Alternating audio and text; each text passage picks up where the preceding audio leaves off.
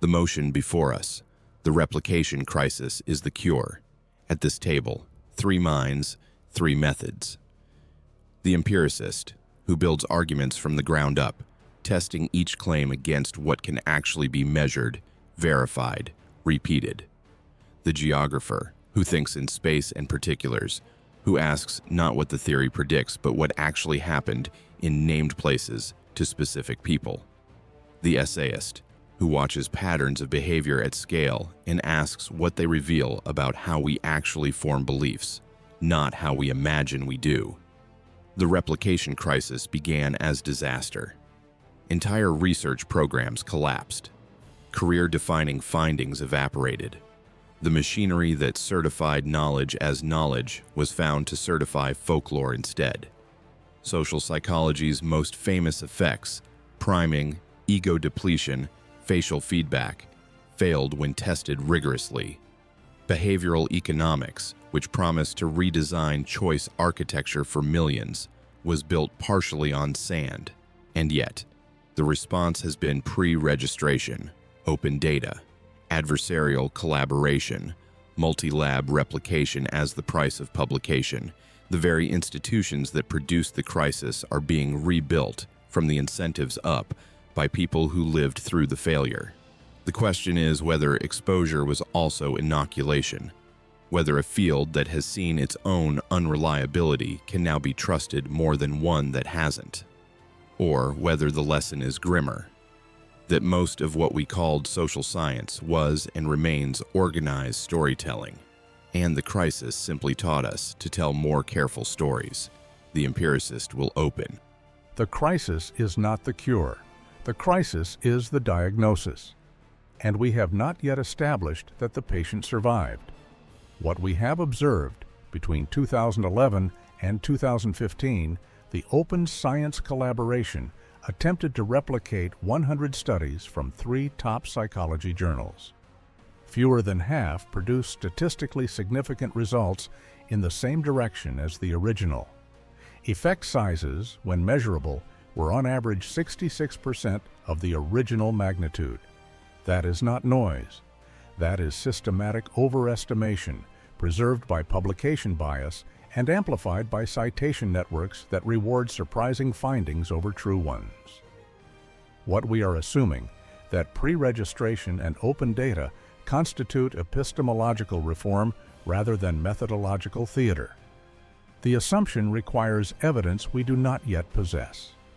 Pre-registration prevents p-hacking, the practice of running analyses until significance appears, but it does not prevent the subtler failure, that the phenomena being pre-registered may not exist at the scales claimed, or may exist only under conditions too narrow to matter. The Reproducibility Project, Cancer Biology, launched in 2013, aimed to replicate 53 landmark oncology studies. By completion, 50 replication experiments from 23 of the original papers were finished. Many could not be fully assessed due to insufficient protocol specification. Across comparable results, effect sizes averaged 85% smaller than first reported. These were not obscure studies. These were Nature and Science publications that shaped clinical trials and research funding for years.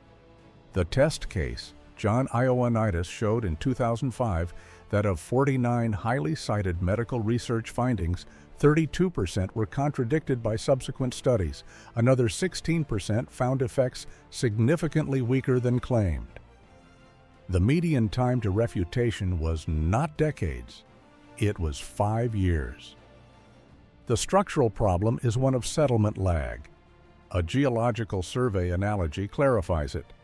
When the ground subsides, the buildings erected on it do not immediately crack. They crack years later after the weight of additional construction has accumulated. Scientific literature operates the same way. A flawed finding is cited, extended, and operationalized across adjacent fields before the subsidence beneath it becomes visible. By the time a formal replication contradicts it, the finding has already been load-bearing for half a decade of derivative work.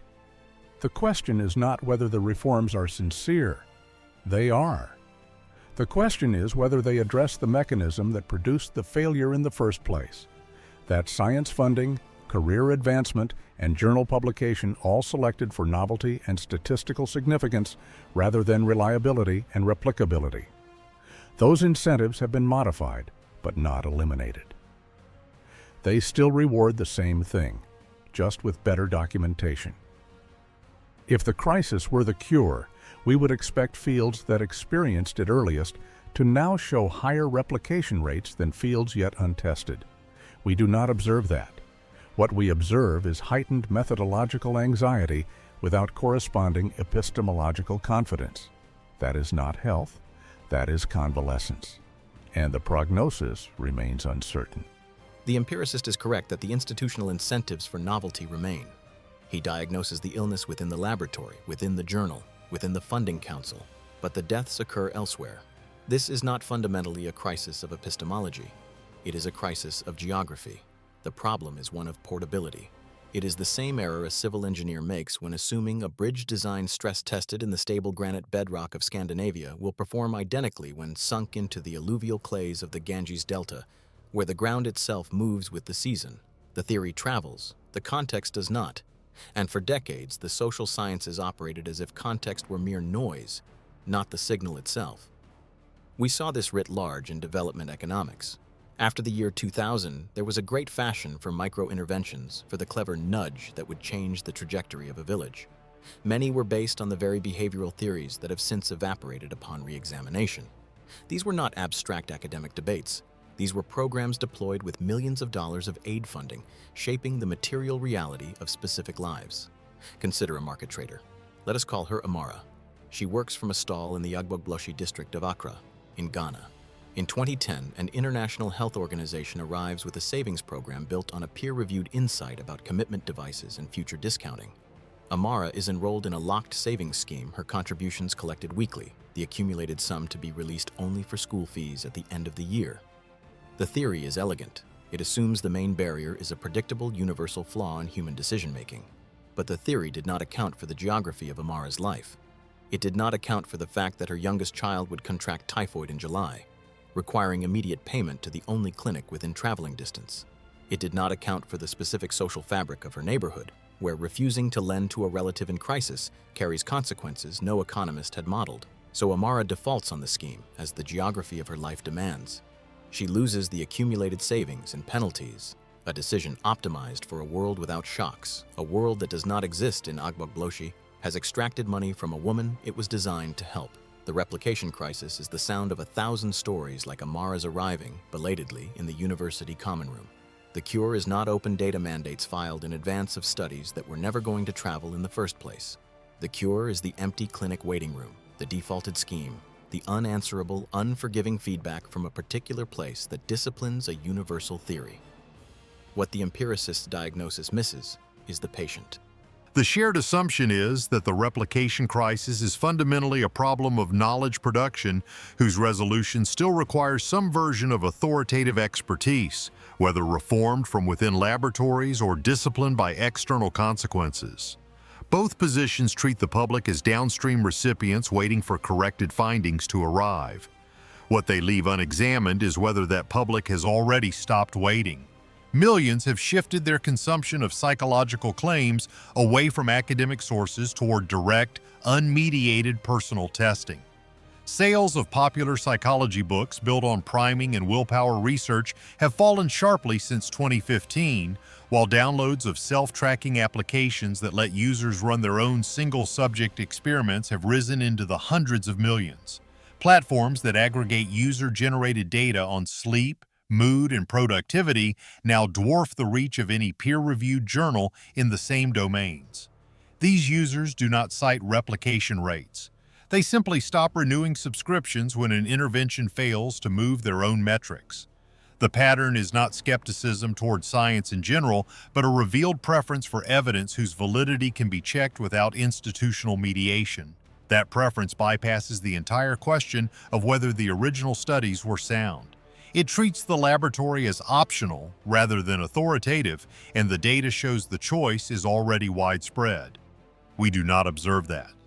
What evidence from experimental economics, where pre-registration has become standard practice, shows whether replication rates have risen compared to less examined domains? The question exposes my overstatement. I claimed we observed no improvement. I should have said the improvement is modest and recent. Experimental economics, as shown in systematic replication studies such as Kammerer et al., has reported replication rates around 60%, substantially higher than psychology's baseline. That is genuine progress. But the question accepts the frame that institutional reform is what matters. The pattern the essayist describes, millions abandoning journals for self-tracked data, is not skepticism becoming more sophisticated. It is skepticism becoming more confused. A user who abandons an intervention after 2 weeks of self-tracked sleep data has not performed an experiment. They have performed a ritual that feels like an experiment. No control, no blinding, no correction for regression to the mean.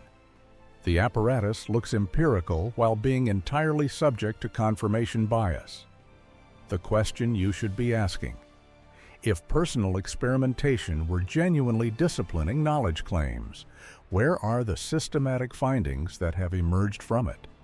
What has this distributed epistemic project actually discovered that the laboratory missed? The Geographer claims the failed harvest is unanswerable, unforgiving feedback that disciplines universal theory. But consider the actual transmission mechanism. When a development intervention fails in a specific village, what institutional pathway exists for that failure to reach the researchers who designed it? The 2010 Indonesia Conditional Cash Transfer Program, designed at Jakarta Ministries, implemented across thousands of villages nationwide, showed enormous variation in uptake. Some villages showed substantially higher uptake than others, with wide variation in enrollment rates across regions. The World Bank evaluation documented the variation but offered no mechanism for village-specific failures to revise the underlying behavioral model. The data flowed up. The correction never flowed back. If geography is the true discipline, where is the systematic feedback loop that lets named places falsify general theories? Or does discipline by consequences mean only that some interventions fail quietly while the research program continues unchanged? The empiricist asks for the institutional pathway. He is right to say one rarely exists. That is the pathology. An institution that cannot hear its own failures is not an institution in need of reform. It is a dead structure awaiting collapse. Look to the Hawker-Siddeley-Nimrod program. The engineers at Woodford through the 1970s and into the 1980s produced modification after modification to a fuselage whose structural load calculations had never been properly consolidated into a single document. A fitter named Connolly, working the fuel coupling seals on XH-558, could have told them the joins were wrong. The feedback was not a memo that stalled in procurement. The feedback was the fuel-fed fire over the Moray Firth in 2006 that killed 14 men before the aircraft hit the sea. The Haddon Cave report did not call for better documentation procedures. It called for the systematic dismantling of a safety culture so compromised by deference and underfunding that it had ceased to function as a culture at all. What followed was not reform. It was the supervised demolition of the entire airworthiness regime that had produced the failure. You are looking for a corrective that restores the laboratory. I am describing a corrective that levels it and clears the ground. The fields that have survived this crisis are not the ones that were granted remediation. They are the ones that were forced to rebuild from the instrument up. The essayist paints a compelling picture of a public migrating to self-knowledge, where each user becomes their own trusted laboratory. I want to ask where that migration ends. What does the self-tracking app tell a resident of Newark, New Jersey in 2016? She can log the discoloration appearing in her bath each morning. She can record the blood lead levels returning from the clinic. But how does her personal, verified dataset replace decades of corroding service lines and deferred municipal maintenance?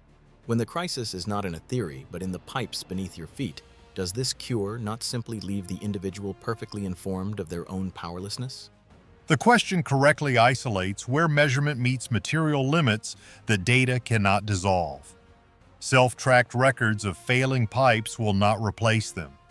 Yet in Flint, Michigan, after 2015, Resident-collected water samples created the first neighborhood-level exposure maps that official monitoring had omitted, producing the documentation that secured federal funding and replacement of lead lines serving roughly 80,000 residents. The behavioral shift is not epistemic self-sufficiency. It is the conversion of private measurements into public records that local authorities could no longer contain or dismiss. When institutions face documented physical failure at scale, the same preference for verifiable evidence that bypasses journals now redirects capital. The question beneath the question is whether knowledge can be trusted when the institutions that certify it have demonstrated they can not reliably tell the difference between what is true and what is publishable. We are in 2026. The public health establishment spent 2000 to 2023 issuing guidance on masking, distancing, and transmission routes, much of it later revised or retracted. The climate science that shapes trillion-dollar policy commitments comes from models whose parameters are calibrated against a century of data, but whose predictions operate at timescales beyond any possibility of near-term falsification. AI safety research is now setting governance frameworks for systems whose behavior no one can fully predict, based on threat models that can not be empirically tested until the threat arrives. Are we inside a replication crisis right now in domains that matter more than whether priming works? And if we are, if the same institutional pathologies that produced worthless psychology are operating in epidemiology, climate modeling, or AI alignment, are we the kind of people who could see it from inside, or does every era believe its own knowledge production is finally rigorous, finally scientific, finally beyond the failures of the generation before? Institutions now treat unreplicated findings as provisional rather than actionable. That single change in practice alters what counts as evidence worth acting upon. Major hospital networks have begun requiring multi-year outcome data before scaling new robotic techniques across departments. The shift followed documented cases where early single-center reports overstated benefits that later multi-site checks failed to sustain. Procurement rules now embed explicit waiting periods rather than relying on initial publications alone. Pharmaceutical regulators in several jurisdictions have moved to require independent reanalysis of trial data before approving drugs whose original studies were conducted exclusively by manufacturer-affiliated research teams. Where earlier approvals rested on sponsor-supplied results, current frameworks mandate third-party audits of the underlying datasets before a license is granted. Agencies that adopted this requirement report higher rates of pre-approval failure but substantially fewer post-market withdrawals due to safety or efficacy concerns discovered only after wide public exposure. The pattern reveals no restored confidence in laboratory output. It shows only that the cost of premature adoption has finally exceeded the cost of delay for those who control the budgets. What follows is slower uptake, narrower claims, and fewer lives rearranged by findings that later evaporate. The essayist describes a world-learning prudence. The hospital board, the school district, they have learned to wait. They demand evidence that is local, repeatable, and robust before they rearrange lives. This caution is presented as the cure. But that is the prudence of institutions that still have a budget. It is the response of a body politic that believes it has time. Tonight, in a school gymnasium in Youngstown, Ohio, a city planner named David stands beside a large map of his city. He is not there to propose a new economic development scheme based on the latest promising study. The last of those theories failed in 1997. The one before that failed in 1982. The crisis for him is not a headline from 2015. It is the slow, grinding feedback of 70 years. The map shows the city's neighborhoods. Some are colored green for stabilization. Most are colored red for managed decline. David is explaining to the 20 people who came to this meeting that the city can no longer afford to replace the water mains or run the streetlights or plow the snow on the block where they grew up. The data he presents is not from a journal. It is the tax rolls. It is the fire department's response times.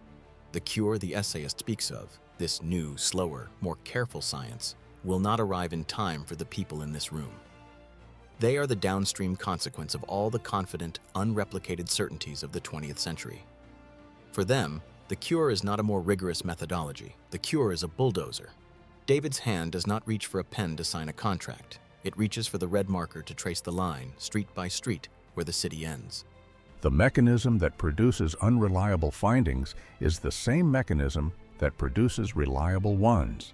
Both require time to reveal themselves, and neither can be identified from inside the interval during which they are still accumulating citations. In 2010, a series of papers reported that certain arsenic-tolerant bacteria in Mono Lake could incorporate arsenic directly into their DNA in place of phosphorus. The finding was cited enthusiastically within months. The refutation, meticulous reanalysis showing the bacteria merely tolerated arsenic without incorporating it, took nearly 2 years to consolidate. During those 2 years, the astrobiology community behaved exactly as the reformed social sciences now promise to behave: cautious, skeptical, demanding replication. It did not help. The initial finding looked like a redefinition of biochemical possibility. It was a methodological artifact. The distinguishing feature arrived only after the system had already committed resources to checking a claim that was never true. What the replication crisis actually demonstrated is that science operates with 2 different time constants, and they are mismatched. Findings spread at the speed of publication, weeks, sometimes days. Falsification operates at the speed of resource allocation, institutional coordination, and the years required to assemble replication teams. By the time a finding is shown to be unreliable, it has already structured grant applications, trained graduate students, and entered undergraduate textbooks. Pre-registration closes one failure mode. It prevents p-hacking. But it does not address the time asymmetry. A pre-registered study can still report a real effect that exists only in the specific lab, at the specific time, under conditions too fragile to survive transportation. The geographer is correct that context is signal. The essayist is correct that institutions now delay adoption. But delay is not verification. It is merely slower error. The better question: if most findings require a decade to be checked properly, and career incentives require publication within 3 years, what percentage of currently accepted science is load-bearing? We do not know. That is not an immune system newly strengthened by exposure. That is flying blind on instruments we just discovered were miscalibrated, hoping the new instruments are better, with no way to check them except waiting to see whether we arrive intact.